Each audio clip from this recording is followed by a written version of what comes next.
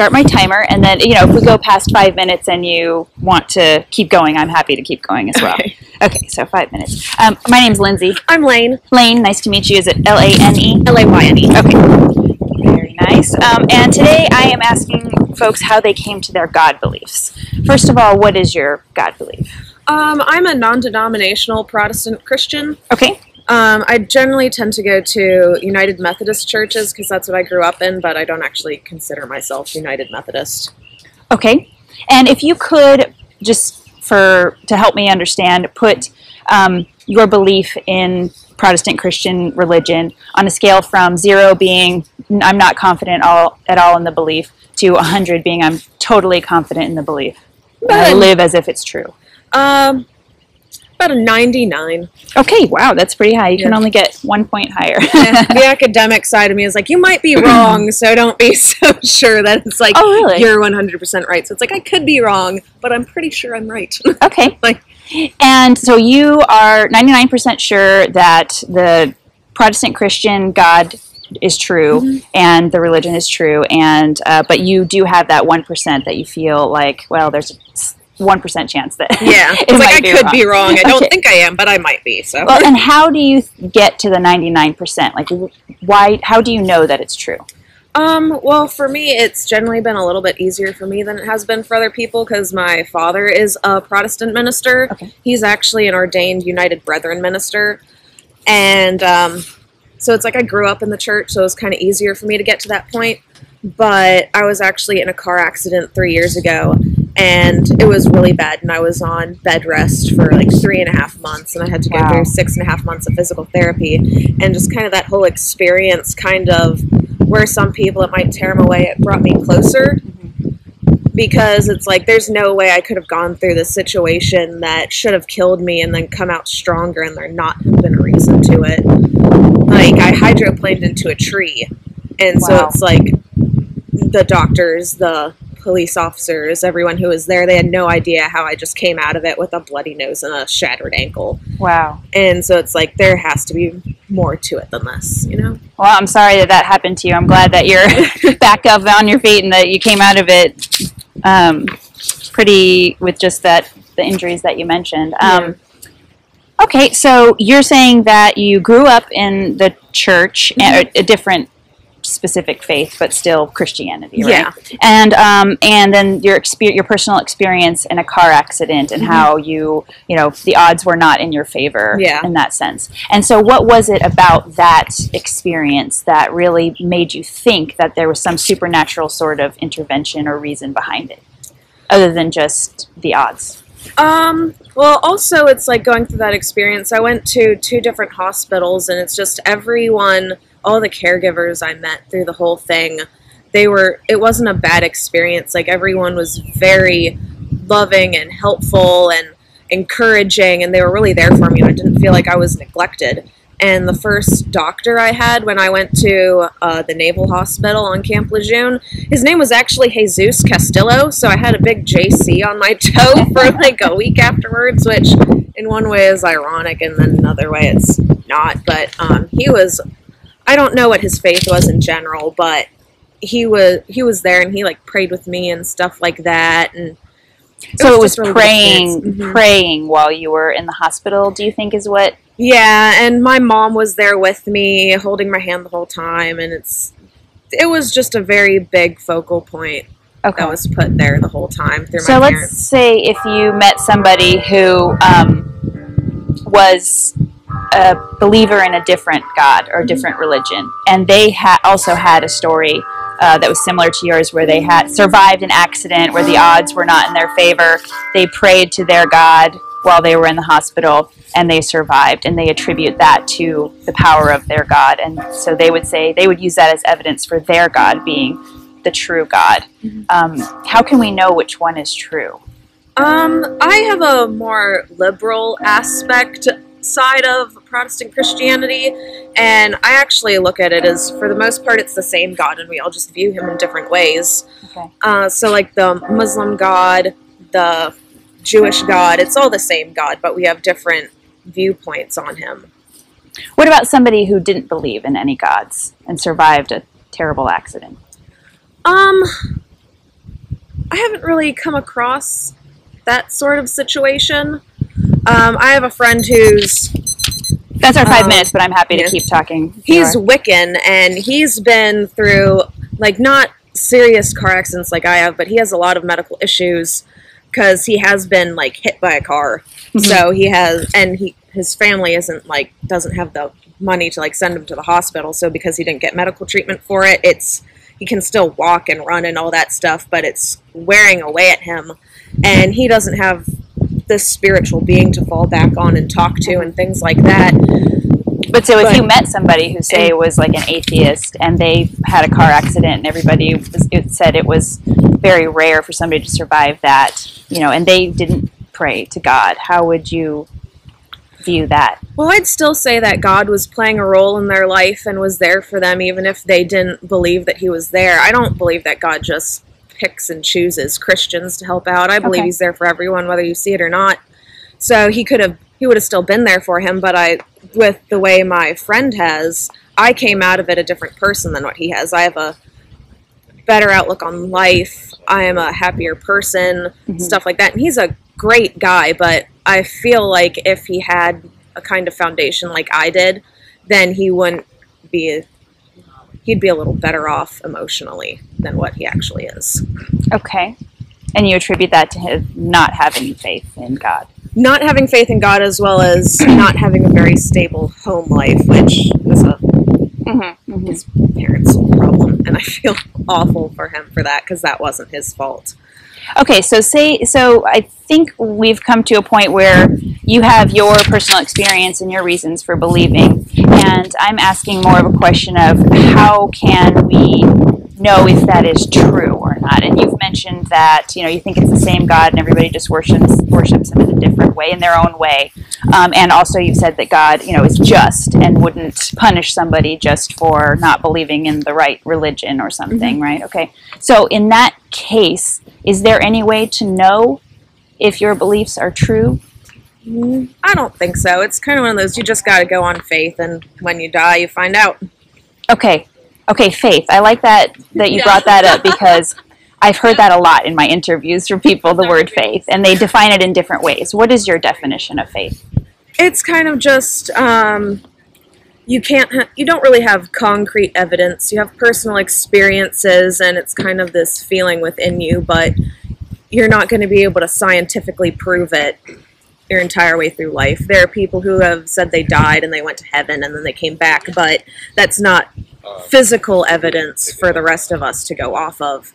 And so that's really just faith that we have to believe without any scientific proof, any tangible evidence that that's what's going on.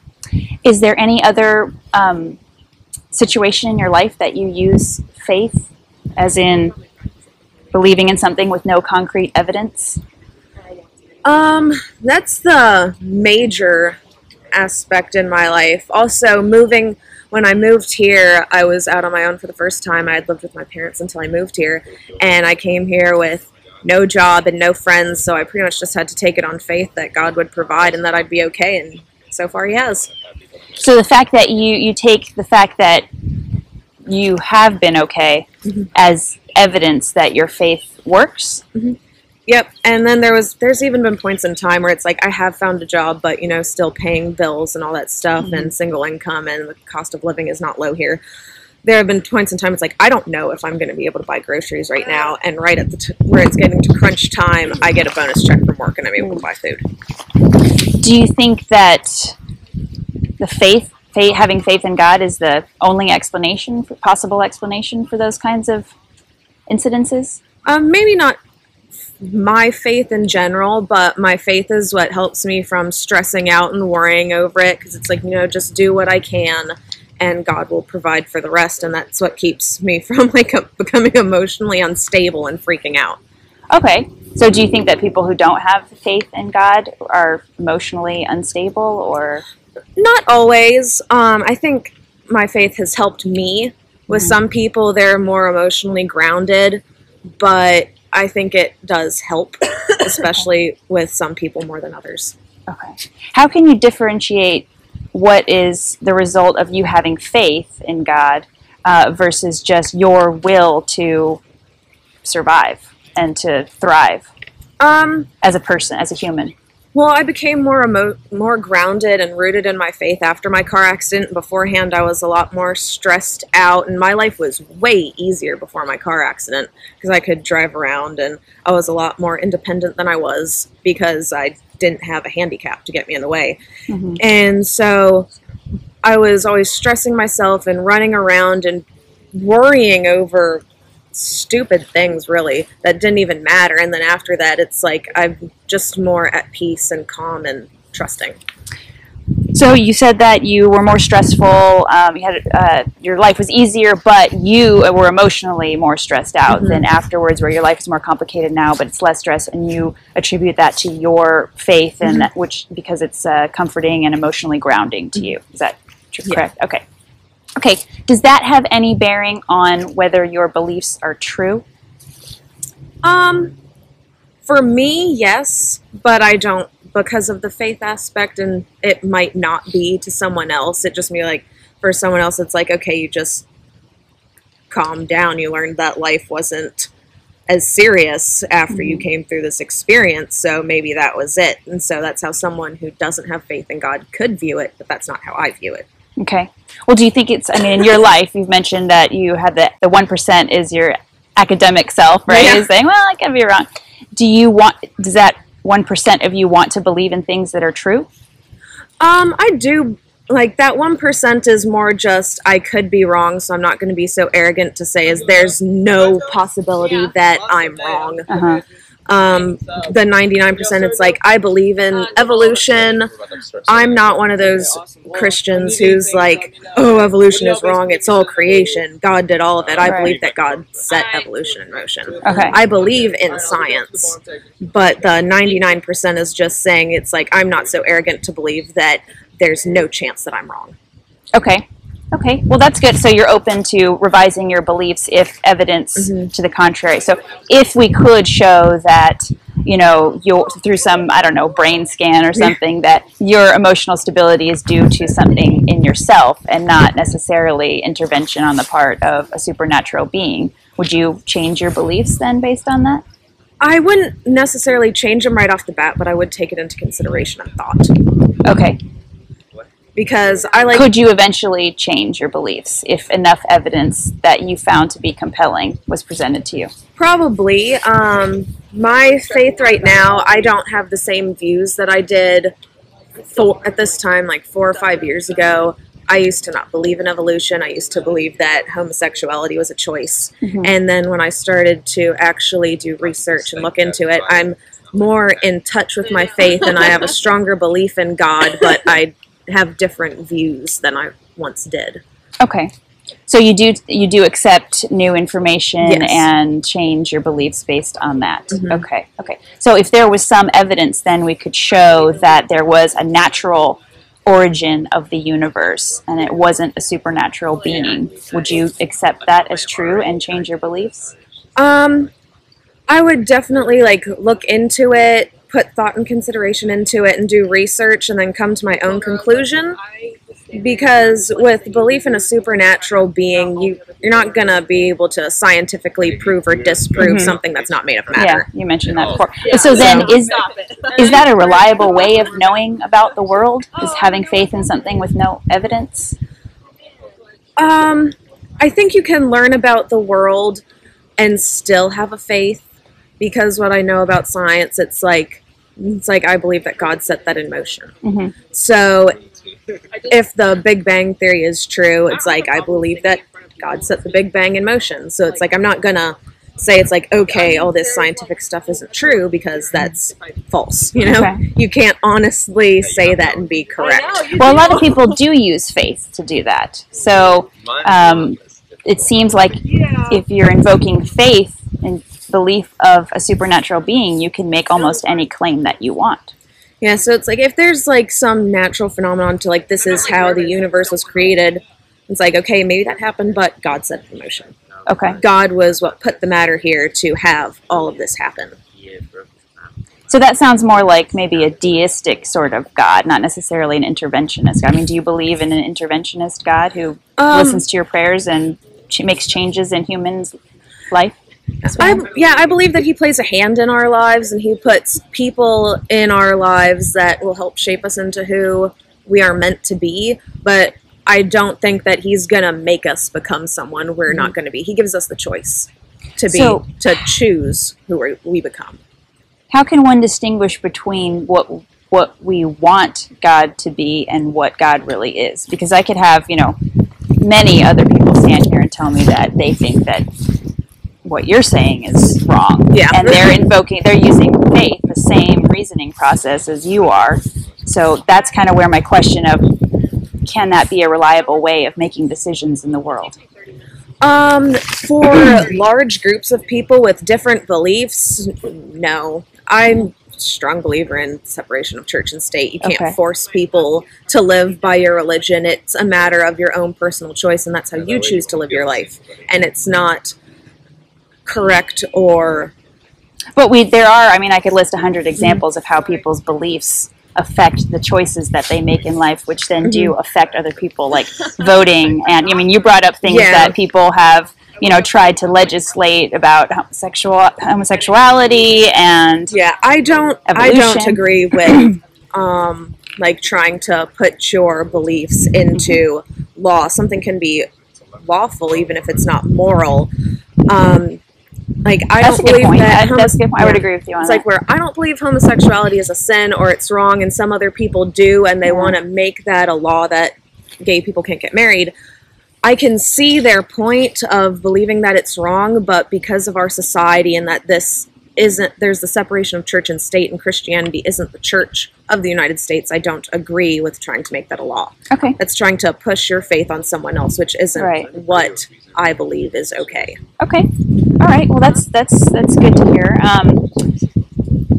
I suppose I'll wrap up the interview by coming back to your what you had mentioned at the beginning, was that you are a Protestant Christian, grew up Methodist, but you have a slightly different point of view. You're not a Methodist anymore. You had a car accident that you feel your recovery was partly due to your faith in God and God's intervening in your life. And you're 99% sure, but you also admit that it's possible to be wrong and that you would consider evidence that contradicted your beliefs, but you're not quite sure because if you would change your beliefs because you feel that faith is an important part of your beliefs. And so kind of coming to the end here, I would ask if you would consider thinking about in the future whether you can really be at the 99% level if faith, which is believing in something with no concrete evidence, is a reliable way to make decisions about the world and your life and organize your life around that. Yeah, I think it takes a little while to get to that point.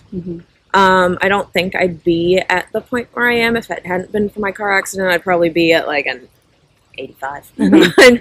It just takes life experience, really. Okay. It just depends on what each particular person goes through to get to where they are. Well, wise people have said that you should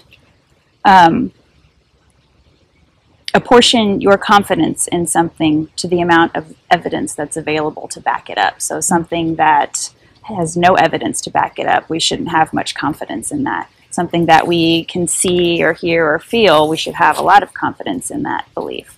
So that's where I'm getting at with my question of, will you think about whether you're apportioning your confidence to your belief based on the amount of evidence that's available to it. Okay. Thank you, Layne. I really appreciate you being willing to talk to me. I learned a lot. Thank you so much. Have a good day.